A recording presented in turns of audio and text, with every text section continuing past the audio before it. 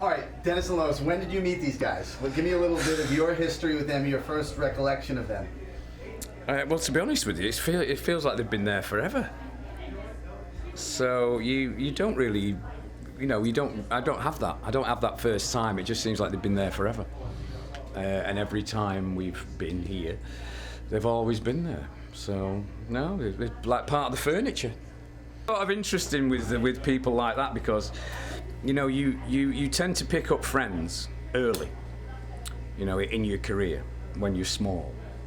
And those friends are the ones that last right the way through. And when you get to that period as a band when you're huge, when you can't tell your friends from sycophants, from your enemies or whatever, people like that are very, very important, and they are a real pair of characters. And everybody fucking knows them. It's incredible.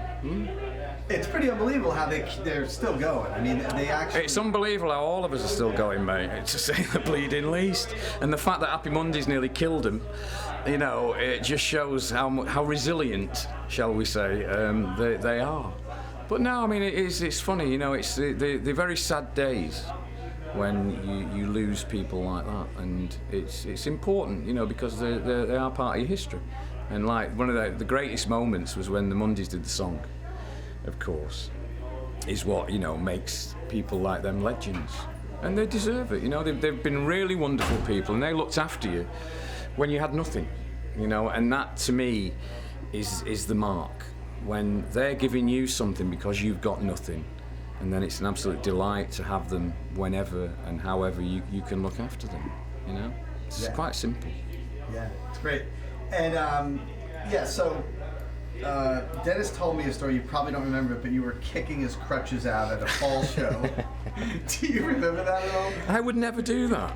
I would never do that. No, I mean, I did have an alter ego when I was drinking, yes, and I had my moments of what used to pass as fun. So yes, I'm sure I've behaved very badly in the past, but there you go. Well, it's an odd thing really because they're iconic in the way that they were there when a movement started. And when Madchester and New Order came to America and New York, it was a very big part of the effect on us because of the hacienda, and the way it affected the world was because of New York and people like them, people like Ruth Polsky, Michael Schamberg, Dennis and Lois. It's the same type of thing. They're very, very important, and they are backroom people. They're not on the sharp end like me and Barney and Sean Ryder and Bez, but they are very, very important. You should never underestimate the friendship value. And it's really nice that they got into doing the merch because they're really hard workers and they're trusted. You trust them. Lois is like a mother figure, and that's what you need. When you're away from home, you need someone to mother you, for all your bravado and all your brevity and all your gung-ho attitude. It's really nice to have somebody who you trust and who is wonderful. It's quite simply, they are really wonderful people and they deserve the respect that they have. Easy.